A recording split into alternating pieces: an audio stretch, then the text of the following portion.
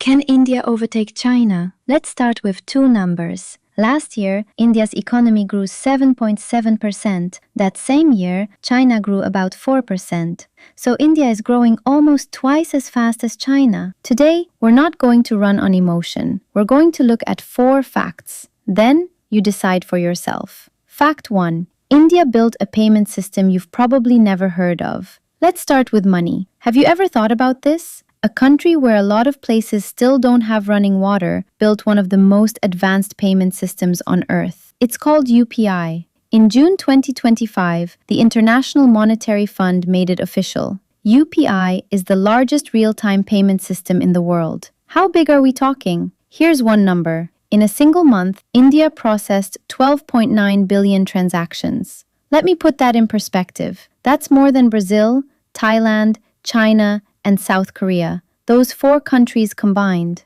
Today, India runs more than 660 million UPI payments every single day. A street vendor selling vegetables, a guy driving a rickshaw. They scan a phone, the money lands instantly, and there's no fee. And the growth is just crazy. 10 years ago, UPI did a few hundred transactions a month. Today, it's over 200 billion a month. In 10 years, it grew 10,000-fold. When it comes to mobile payments, this poor country is now number 1 in the world. That's the first fact that makes the world go quiet. Fact 2. India is a factory for tech CEOs. Here's the second one. You probably already know this, but you've never really thought about it. Look at the biggest companies in Silicon Valley right now. Look at who's running them. Microsoft's CEO, Satya Nadella, Indian. Google's CEO, Sundar Pichai, Indian. Adobe's CEO, Shantanu Narayan, Indian. IBM's CEO, Arvind Krishna, Indian. Plus Twitter before, Nokia before, one world-changing tech giant after another, and the person at the top is Indian. This is not a coincidence. No other country on Earth sends this many top leaders to Silicon Valley. China can build the biggest factories, but India is supplying the brains for the world's tech companies. So why Indians? The answer is hidden in the next fact. Fact 3. An education system that's brutal by design. India has a university called the Indian Institute of Technology, IIT for short. How brutal is the entrance exam?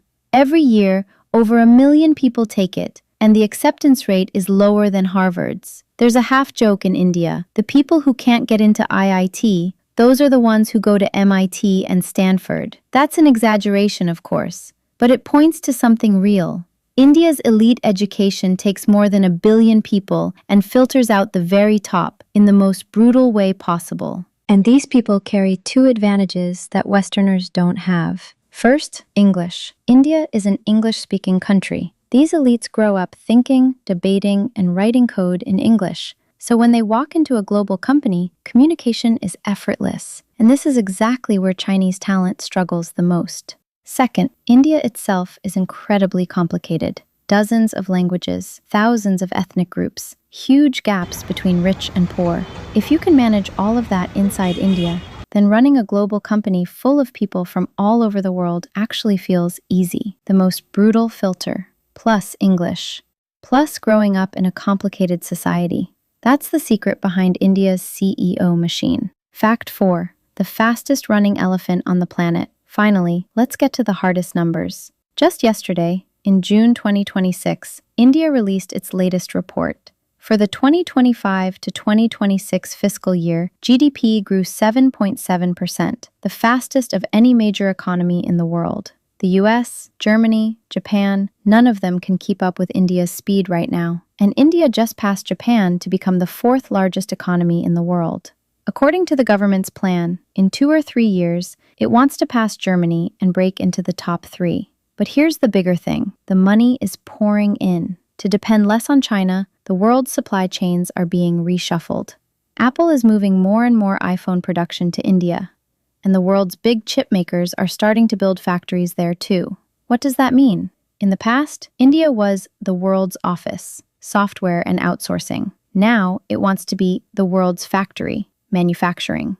And this is exactly the road China walked for the past 30 years.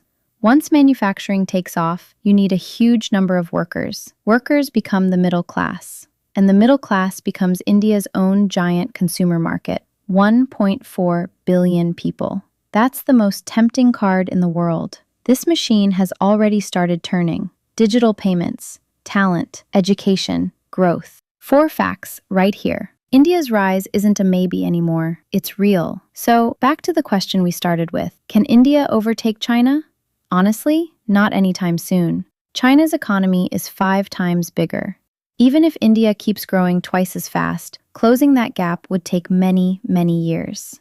But the real question may not be who's bigger at all. The real question is this. All this fast growth, how much of it actually reaches ordinary Indians? India's income per person today is still less than 1/5 of China's. Behind the shiny towers, there are still people washing themselves under a broken pipe beneath an overpass. The rise of a country isn't just about how fast it runs. It's about whether it can bring more than 1 billion people along with it. India has proven its speed. What it has to prove next is its warmth. And that's the real question that decides how far India can go. What do you think?